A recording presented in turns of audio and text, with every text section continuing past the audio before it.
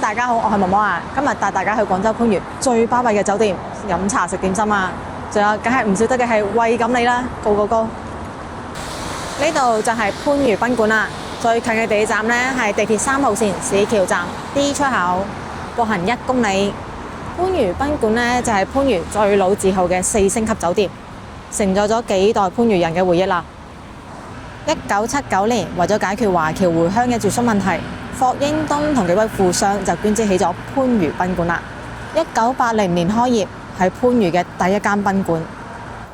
當時番禺仲未屬於廣州嘅區，仲係番禺縣。番禺係1992年先撤銷縣，變成咗廣州代管嘅縣級市。去到2000年，番禺先變成咗廣州市嘅轄區。番禺賓館喺2019年嘅時候重新裝修過，一晚嘅房費呢係368蚊，房就大概30平方米，性價比都幾高㗎。睇住客評價都唔錯㗎，房睇落去都可以啊。咁睇完咗大堂，我哋就喺大堂旁邊呢個門口行出去，就會嚟到佢嘅大花園啦。呢個花園呢係精心佈置過嘅，亦都有用心維護，冇咩蚊蟲，水都幾乾淨下。啲植物呢修剪得幾好㗎。番禺賓館所在嘅位置呢，就係以前番禺最繁榮嘅地方。雖然係最繁榮嘅地方，不過話晒都嚟到咗番禺，所以人流量呢係咁嘅咋，唔會好嘈㗎，真係好舒服啊！佢嘅噴水量呢係好大㗎，所以一直行呢都會有水聲㗎。呢棵呢係雞蛋花樹啊，開花嘅時候呢會有雞蛋花嘅香味㗎。呢棵樹仲夠晒老夠晒大棵添。對面就係我哋要食嘅餐廳啦，呢度嘅中餐廳啊，有涼亭有景，吹吹風傾傾偈睇睇景。旁邊呢間呢就係西餐廳啦，亦都係呢度比較受歡迎嘅餐廳啊。自助早餐呢都喺度食㗎，仲有啲細路仔玩嘅嘢啊，所以真係番禺人由細喺度玩到大，食到大啊。呢邊呢就冇咩特別高嘅建築，行喺呢個花園度好通風好涼爽啊。行出嚟唔同咗感覺㗎。平日嘅番禺賓館呢係好悠閒嘅，人唔多。呢邊池塘呢係見到有荷葉嘅，不過廣州嘅冬天啲荷葉呢基本上係枯晒嘅。夏天啦，夏天開晒荷花時係靚嘅。酒店房呢就可以睇到呢個花園啦，花園景啊，好安靜嘅一個小花園啊，行一行真係好舒服啊。依家又唔熱，陽光又好。佢個花園度佈置咗好多嘢㗎，種咗好多綠色嘅樹啊，擺咗好多個盆栽啊，都幾靚㗎。呢度呢有個碑啊，係番禺賓館碑記啊，寫咗自己嘅歷史啊，由幾時開嘅，做過啲咩大事，寫咗喺度㗎。字跡工整，個碑又夠精緻。番禺情家鄉水，邊呢會見到一個番禺賓館嘅招牌㗎。呢個招牌呢係舊嗰個招牌啊。呢度呢係有港澳直通巴士嘅上落客點㗎，係可以直達香港國際機場㗎，都可以去到白雲國際機場嘅。咁佢呢係中旅巴士同榮利巴士聯合做嘅，發車時間呢就呢個表啦，停靠站點呢都幾多下㗎，價格都寫晒喺度㗎啦。買來回飛係平一啲嘅，有興趣嘅可以自己訂票。大家知唔知番禺賓館最出名嘅係咩呢？你哋肯定估唔到㗎，正正就係呢啲水入邊嘅錦鯉啦。只要係番禺人都肯定會嚟餵過錦鯉㗎，連我呢啲西關人細個嗰陣時都過嚟餵過錦鯉㗎。番禺賓館以前呢係有服務員賣魚糧嘅，我記得我細個嘅時候呢係賣1蚊。咁依家科技咁發達，就有咗賣魚糧嘅自動售貨機啦，所以同以前一樣都係可以餵魚㗎。呢台機呢係可以用微信，亦都可以用支付寶嚟購買嘅。攞到啦，好大包魚糧㗎，成部手機咁大㗎，可以餵好耐魚啦，餵飽佢哋。買完魚糧就嚟餵魚啦。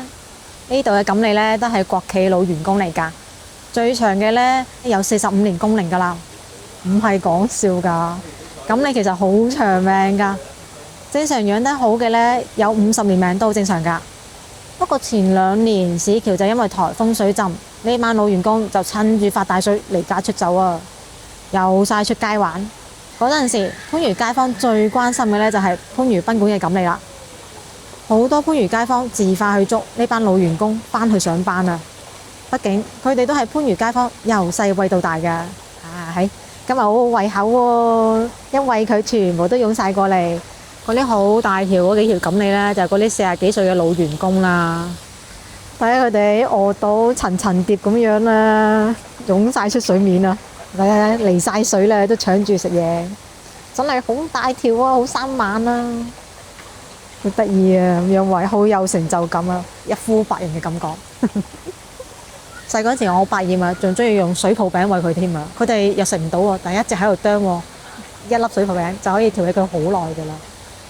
先餵咗1/3咋，就有呢個咁犀利嘅效果啦！呢班錦鯉真係傻豬豬嚟嘅，食咗咁多年都係咁容易俾人氹嘢，好大條啊！聽唔聽到聲呢？搶嘢食嘅聲音啊！嚟大家一齊沉浸式餵錦鯉。睇我行到邊，佢跟到去邊。咦，黑色嗰條傷咗喎，係咪撞得太犀利啊？掛住射，唔好撞親自己先得㗎。全個池啲魚嚟晒我度，聽我號召，襲擊我隔離嘅小夥伴啊！衝啊！睬我都傻啊，掛住食嘢啫呢班魚，吸魚大法。我公你心口啊，吸咗好多魚埋嚟。好啦，退下啦你哋。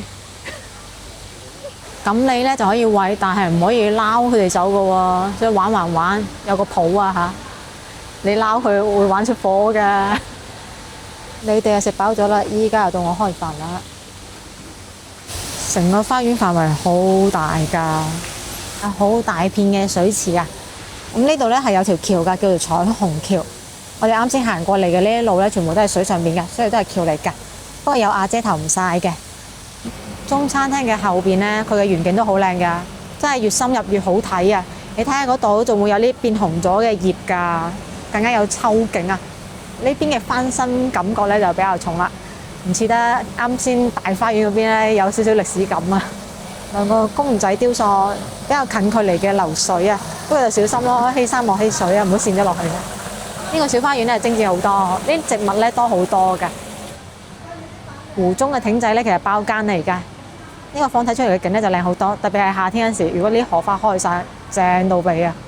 細細地嘅一個小花園，越細越精緻啊！呢片水池咧就以荷花瀑布流水為主，就冇咩錦鯉，所以夏天咧就會靚一啲，唔同嘅風景咯。咁佢呢啲樹咧唔係裝飾嘅喎，係真係會結果先開花嘅，養護得好好嘅。前邊咧就係我哋要去嘅餐廳啦。不過行去中餐廳嘅路咧係需要行幾級樓梯嘅，如果腿腳唔係好好嘅話，建議行第二條路啦。以前嘅番禺賓館咧係好威水嘅，依家咧就作為4星級，性價比好高嘅賓館咯。呢個咧係呢度嘅海鮮池，好多海鮮啊，仲有些價格添，3萬嘅龍蝦，大隻嘅帶子、鮑魚、蟹啊、蝦，各種嘅魚啊，全部都有些價嘅。鯇魚啊，釣水鯇啊。筍殼魚、桂花魚、龜、河蝦仔、牛蝦仔咧就3碼一啲啦，全部都喐下嘅。其實有道菜好出名嘅，叫番禺扒金山，不過一般咧都係過年或者係龍舟嗰陣時食嘅，因為佢份量咧係好大份，而且一路扒咧，服務員會一直講啲好吉利嘅話嘅，所以就比較適合過節嗰陣時食啦。呢度咧就係番禺賓館嘅荔園廳啦，係番禺賓館嘅中餐廳。受過各大媒體嘅採訪㗎啦，最出名咧係佢嘅市橋白米同埋賓館菊花米。我哋而家咧就行咗入荔園廳啦，呢個咧就係等位嘅位置啦，環境都幾闊落大方㗎。唔該兩位啊，同前台報人數，佢就會帶位㗎啦，都幾有服務喎。行到入嚟台咧係比較多嘅，空間咧亦都係比較大嘅，但係唔算太嘈喎，OK 喎。全部得呢種圓台啊，最少都可以坐4個人㗎。佢咧係有窗口位㗎，窗口位咧就有落地大玻璃，可以睇到出邊嘅水池啊。但係窗口位咧係好搶手嘅，所以就已經冇晒啦。如果想坐窗口位咧，建議就早啲過嚟啦，好搶手㗎。坐好咗就有人幫我沖茶啦。呢度咧係有10%嘅服務費㗎，要俾啲服務先對得住呢個服務費嘅。咁佢依家咧係喺度洗緊茶嘅，洗完茶之後咧，嗰泡先至稱為第一泡嘅。希望後邊佢都仲會繼續幫我沖茶啦，話晒有10%嘅服務費㗎。睇一睇佢嘅點心紙啦，因為過嚟飲茶食點心啊嘛。呢度飲茶嘅茶位咧係10蚊雞一位㗎。咁啊，就算係點白滾水咧都一樣價㗎啦。咁仲有個10%嘅服務費嘅。佢咧係5鑽級酒家嚟㗎。睇睇佢有啲咩點心啊。成張紙咧係寫咗中文嘅咋，而且係簡體字，冇英文。最平嘅係小點13蚊，最貴咧係街點32蚊。咁圖標咩意思咧？佢都有寫嘅，其他收費咧佢都係有寫明嘅。首先蒸點類比較出名嘅咧係賓館菊花買、賓館蝦餃王、蟹黃乾蒸買、薑汁牛肉買、市橋白買、黑椒牛仔骨、甘筍流沙包、瑤柱蒸排骨、傳統奶黃包、蜜汁叉燒包。之後咧就有佢嘅腸粉類啦。但係隔離嗰個百花齊放咧，會更加多出名嘅點心啊！例如有個賓館靚油條啊、包汁浸鳳爪、雞蛋散、安蝦鹹水角。之後咧係一啲桌類啊，有雲吞啦、肉丸啦、粉啦、麵啦、白灼菜心嘅。之後咧仲有個粥類。之後咧就係糕點類，出名嘅咧有賓館第一招、臘味蘿蔔糕、香煎韭菜餃、紅油抄手、生炒糯米飯、上湯水餃王、松子豆沙薄餐。之後咧係包類啦，包類之中出名嘅咧係椰汁棗蓉糕啊。之後係一啲廚點，廚點咧就11點鐘先開始供應嘅。有名嘅咧係麵豉子薑蒸花肉、銀魚仔蒸絲瓜碌、酸湯萵筍浸肥牛，同埋溏心冰川茄子、地膽頭蒸青頭鴨啊。咁仲有啲燒味類嘅。睇完咗呢頁，我哋睇睇下一頁啦。下一頁咧就有啲前菜小食啦，同埋有啲貴價嘅茶。貴價茶呢度咧係仲可以揀啲再貴價啲嘅純正水啊！咁啊睇完咗佢嘅點心紙啦，呢度咧係仲用緊點心紙㗎，咁咧係攞支筆喺張單度剔完咗之後咧就俾服務員咁樣人手落單㗎。上菜之後咧佢會點心紙度揼張仔㗎啦。賓館菊花買，佢咧係番禺賓館嘅招牌點心啊！咁傳統嘅燒賣咧就係圓柱狀嘅，而番禺賓館嘅菊花買咧就係菊花咁嘅形狀嘅。大家開得幾靚呢隻菊花，一籠咧係有8隻㗎。咁睇睇呢個質地啊，雖然大粒，但係咧係冇黐埋一齊嘅，所以係好輕易咁拎到出嚟㗎，完全冇爛嘅，啲皮係好完整。上面嗰啲紅紅地色一粒粒嘅咧就係我哋講嘅蟹子啦，皮咧係好薄㗎，睇到入邊啲餡嘅，聞上去有香味㗎喎，期待味道，係呢個招牌點心啊！做得真係好靚啊，試試味道啦〜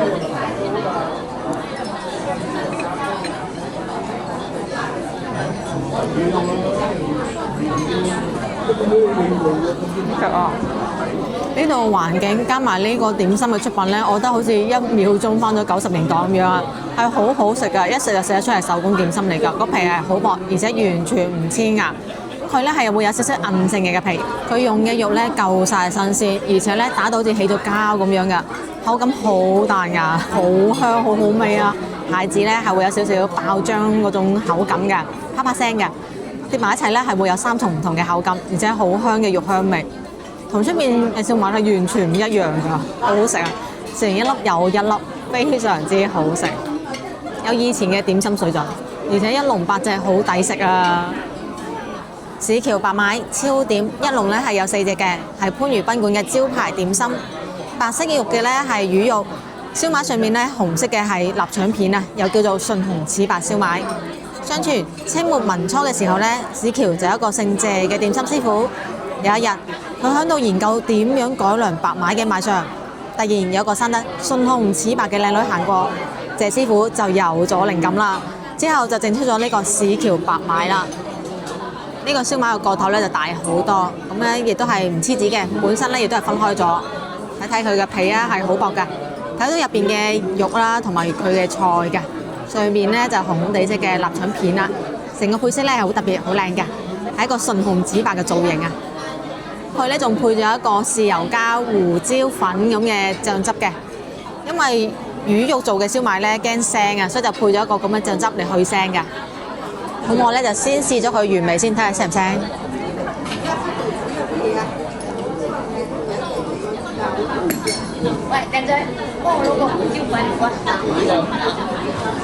佢魚滑咧係用鯪魚做㗎，打到好爽口彈牙㗎啦，完全冇骨啦，而且個鯪魚香味咧好正啊，一啲都唔腥啦，我覺得齋食都 OK 喎。入邊嘅蔬菜咧有嗰種嗦嗦聲嘅好脆嘅口感㗎，揀嘅臘腸片好好喎，肥瘦適中，而且好有臘腸香味啊，食落口咧一啲都唔肥膩。魚肉裡面咧亦都係溝咗臘腸嘅，所以成個臘腸味咧係比較明顯濃郁㗎，同個魚肉好搭啊，調動晒個鮮味啊。魚肉裡面仲有放咗陳皮添㗎，陳皮仲要比較香嘅，做得唔錯。市橋白馬用嘅燒賣皮咧就同普通嘅燒賣唔一樣嘅，佢呢個會有少少黏性嘅，但係唔算好黐牙嘅。番禺賓館嘅呢份市橋白馬咧份量，我覺得係比出邊嘅大一啲嘅。佢呢個圓柱體咧係直白啦，好大一個㗎。雖然一籠咧得4嚿，不過4嚿咧都足夠塞飽我啦。呢個肉量有啲大。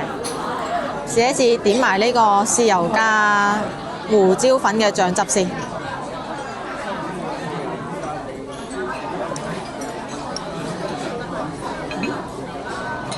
幾過癮喎！因為佢本身都唔腥，但係點咗個醬汁之後咧，係真係好過癮啊！嗰個胡椒味好香啊！佢呢個魚肉真係好鮮啊！嗰個鯪魚味，用嘅料又多喎，臘腸、菜、陳皮，每一啖都係好味嘅，個味係好有層次嘅。佢得住佢招牌點心嘅稱號㗎，你睇做得好好㗎。非常之有彈性嘅鯪魚肉啊，打到真係好彈牙。西杏香芋泡大點一份咧係有3個嘅，咁睇睇呢個香芋泡啊，係炸得比較燶嘅，顏色係好深嘅，全方位黑晒咁滯㗎啦。佢呢度做嘅酥點咧應該就麻麻地啦，因為淨係睇個賣相就已經唔合格啦。上面滲咗好大粒嘅呢啲咧就係杏仁片啦。下邊嘅酥咧，其實應該要飛得勁一啲嘅，但係佢而家係好短嘅咋，飛得唔係好睇嘅，成個造型真係麻麻地，無論顏色定係形狀都唔合格。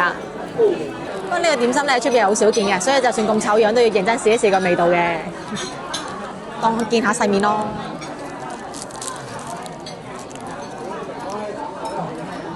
係類似蜂巢胡果入邊嗰種餡嘅，不過調味咧係偏向甜啲啲嘅。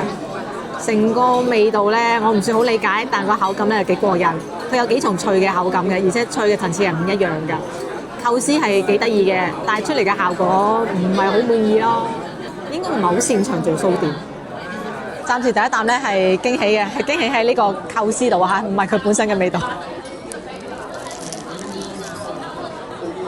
佢要營造嘅就係外邊好脆，中間呢層咧好粉嘅芋頭嘅口感，而入邊咧就係肉嗰種脆嘅口感啊！設計得係好好，但係實際做出嚟咧就麻麻地。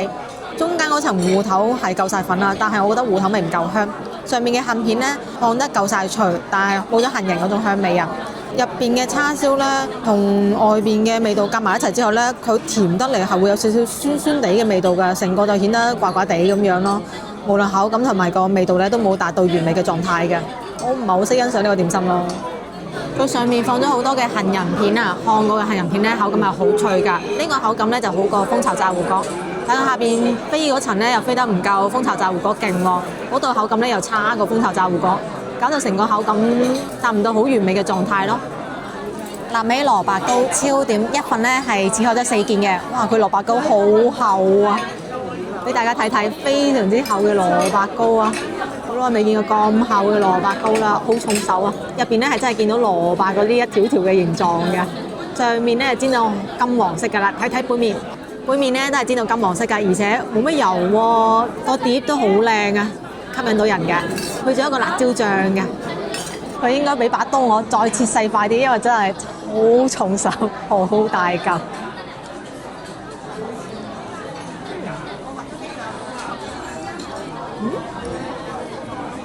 好食喎！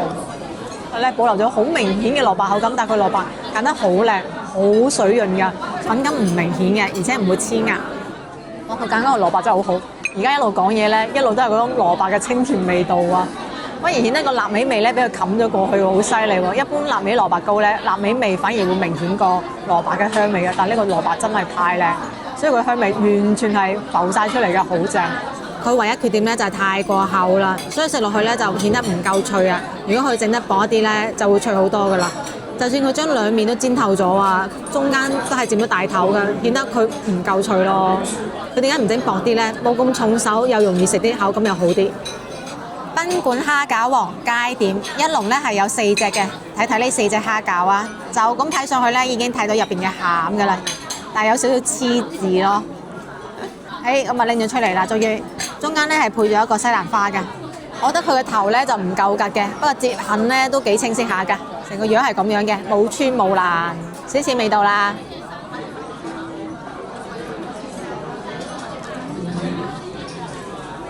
中規中矩，賣相中規中矩，食落去嘅味道，我覺得都係中規中矩嘅。個皮有啲太過厚啦，口感太過明顯，而且有種粉嘅黐黐地嘅感覺啊，有啲糊啊，唔夠乾爽啊。入邊嘅餡呢，蝦有少少奄滋滋嘅感覺咯，不過都爽口彈牙嘅，仲落咗筍粒添，做嘅係傳統蝦餃。拆一拆開俾大家睇睇啊，一篤就開㗎啦。呢個呢就係佢嘅餡啦，佢嘅蝦肉呢唔單止有鮮味嘅，仲有少少鹹味嘅，應該係調過味嚟㗎。但係佢嘅蝦呢就唔係好夠粗咯，落咗1隻半蝦，仲溝咗少少嘅豬肉落去嘅。咁佢做嘅呢係傳統蝦餃，有放筍粒嘅。筍嘅話呢，又唔係話非常之脆嗰種，皮呢係輕輕咁有啲厚嘅，好明顯嘅。樣樣材料都唔夠完美，導致咗就中規中矩咁嘅水平啦。蜜汁叉燒包超點，一份呢係有3個嘅，3個都唔同樣嘅喎，睇睇個樣啊，全部都唔一樣㗎。佢個包呢係好有彈性嘅，唔係綿軟嗰種嚟㗎。睇睇入邊嘅餡啦，都幾多喎，肥瘦相間嘅叉燒啊，好多汁啊！呢個叉燒包呢，搣開呢係聞到佢嗰種麵粉嘅香味㗎，少少嘅味道啦。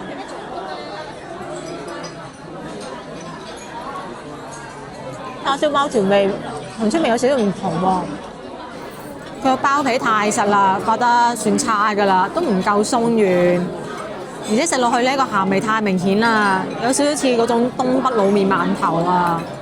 入邊嘅餡呢就正常嘅叉燒餡咯，甜甜地咁樣，肥瘦相間嘅，有2種肉嘅口感。